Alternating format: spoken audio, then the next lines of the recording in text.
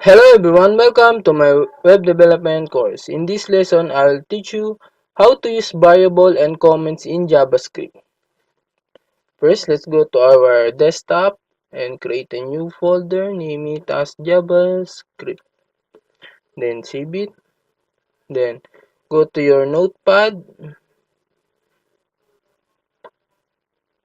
and then type HTML head body HTML.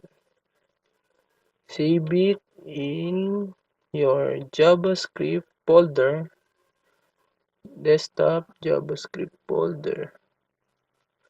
Name it index.html. Save it. Then I'll teach you how to use variable. Type script, script.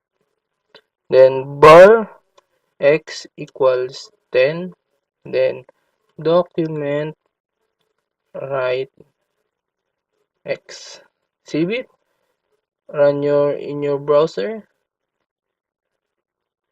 And it's working. Next, I will teach you the addition in variable. Type bar y 20, then bar z equals x plus y, then the document.write equals z.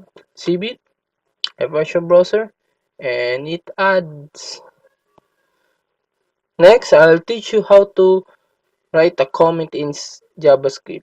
Type here commenting. And that's it. See you guys in my next lesson. Thank you.